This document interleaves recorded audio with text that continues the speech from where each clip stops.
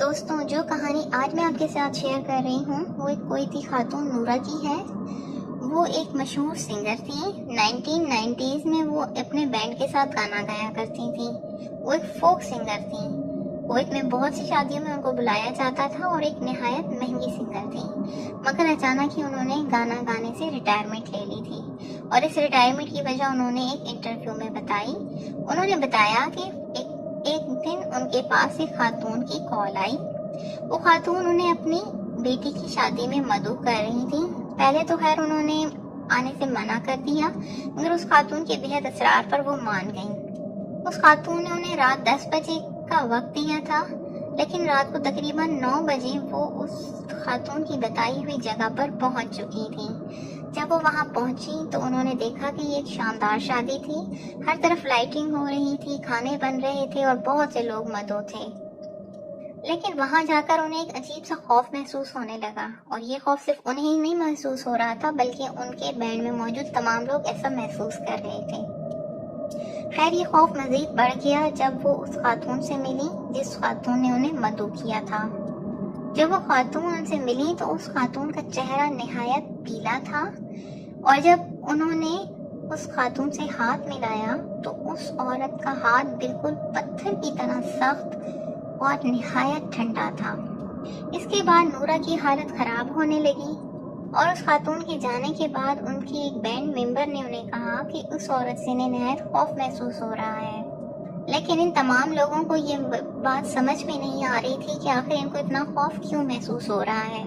خیر انہوں نے گانا گانا شروع کر دیا، اور جب وہاں پر دلہا اور دلہن کی انٹری ہوئی تو یہ بہت ہی عجیب قسم کا منظر تھا، کیونکہ دلہا اور دلہن نے بہت قدیم زمانے کا لباس پہنا ہوا تھا، اور اس سے بھی عجیب بات یہ تھی کہ دلہا اور دلہن صرف ایک دوسرے کی طرف دیکھ رہے تھے، اور وہ بت کی طرح ساکت تھے اور صرف ایک جگہ پر کھڑے تھے۔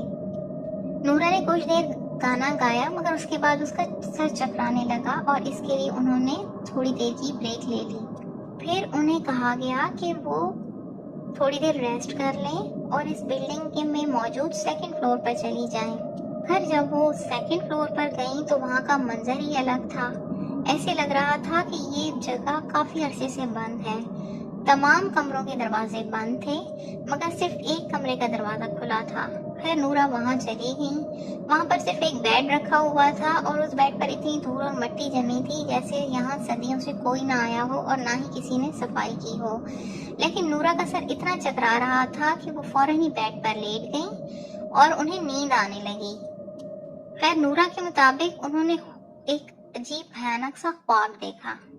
انہوں نے دیکھا کہ کالے لباس میں موجود ایک خاتون جس کا چہرہ نہایت خوفناک ہے، وہ اس کے پیچھے بھاگ رہی ہے، اور اس عورت کا چہرہ اتنا خوفناک تھا کہ نیند سے نورا کی آنکھ کھل گئی اور وہ اٹھ بیٹھی، اور پھر وہ خود کو نارمل کرنے لگی کہ یہ خواب تھا۔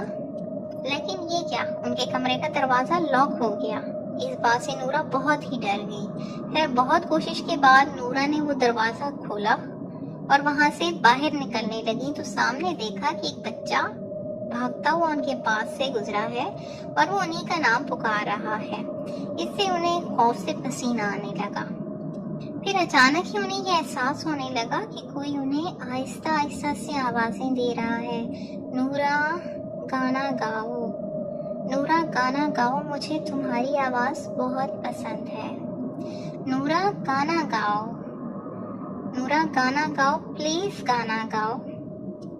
اور پھر یہ کوئی کہتا، سنائی دیتا کہ گھبراؤ مت نورا، تم گھبراؤ مت، میں تمہارے دوست کا دوست ہوں، میں تمہارے ساتھ وفادار رہوں گا، تم نے ڈرنا نہیں ہے۔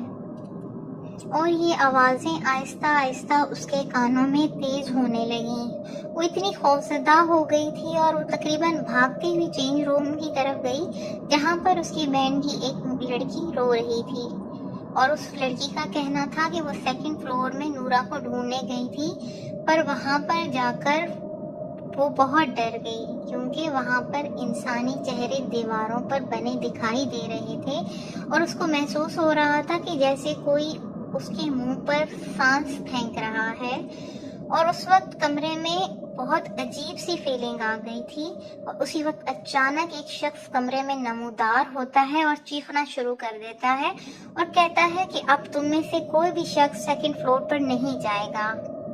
اس شخص کی آواز اتنی خطرناک اور تیز ہوتی ہے کہ وہ سب ڈر جاتے ہیں۔ بینڈ میں موجود تمام لوگ اس بات سے آشنا ہو چکے تھے کہ وہ بہت بری طرح سے کسی غیر مرئی مخلوق کے جھانسے میں پھنس چکے ہیں اور انہیں بہت سوچ سمجھ کر یہاں سے نکلنا پڑے گا، اور یہ لوگ انسان نہیں ہیں، یہ کوئی غیر مرئی مخلوق ہے، لیکن انہیں بہت موقع پا کر ہی یہاں سے نکلنا پڑے گا۔ اس لیے وہ تمام لوگ دوبارہ سے شادی میں چلے جاتے ہیں اور وہاں پر گانا گانا شروع کرتے ہیں۔ لیکن یہ کیا، وہاں پر تو لوگوں کے چہرے ہی بدل چکے تھے۔ وہ لوگ بہت عجیب سی آوازیں نکال رہے تھے، لیکن نورا اور اس کے بینڈ نے ہمت نہ ہاری اور انہوں نے گانا گانا شروع کر دیا۔ لیکن ان کے گانا گانے کے ساتھ ساتھ وہ لوگ بھی گانا گانے لگے اور عجیب ہی منظر پیش ہونے لگا جسے دیکھ کر وہ سب ڈر رہے تھے، اور اس کے ساتھ ساتھ انہوں نے یہ بھی بات نوٹ کی کہ وہ اب انسانی شکل میں نہیں تھے، بلکہ ان سب کے جو وجود تھے وہ بکری کی جیسی ان کے ٹانگیں تھی اور ان کے چہرے انتہائی خوفناک ہوتے جا رہے تھے۔ ایک بات جو نورا اور اس کے بینڈ نے محسوس کی کہ جو کھانے کا مینیو تھا اس میں صرف گوشت ہی بن رہا تھا۔ ان کے سامنے ہی ایک عورت اپنے بال نوچ نوچ کر نکال رہی تھی اور زمین پر پھینکتی جا رہی تھی، اور ڈر کے مارے یہ دیکھ کر نورا کی تو آواز ہی بند ہونے لگی، مگر ان لوگوں کی آوازیں تیز سے تیز تر ہوتی گئیں۔ لیکن یہ کیا، اچانک ہی اندھیرا چھا گیا، وہ سب خاموش ہو گئے اور ایسا محسوس ہوتا تھا کہ جیسے وہ لوگ ایک جگہ پر جم گئے ہیں۔ اب مکمل طور پر اندھیرا بھی تھا، اور اسی موقع سے فائدہ اٹھاتے ہوئے نورا اور اس کے بینڈ ممبر نے وہاں سے دوڑ لگا دی اور وہ بھاگتے بھاگتے کافی دور تک نکل آئے، اور وہاں آنے کے بعد انہیں کوئی انسانی آبادی دکھائی دی۔ مگر کچھ دنوں بعد ہی نورا کے بینڈ کی ایک ممبر کا انتقال ہو گیا، جس سے نورا کافی خوفزدہ ہو گئی تھی اور انہوں نے گانا گانے سے ریٹائرمنٹ لے لی، بلکہ انہوں نے تو اپنے گھر سے نکلنا ہی چھوڑ دیا تھا۔ اس وقت نورا کی کہانی بہت مشہور ہوئی تھی۔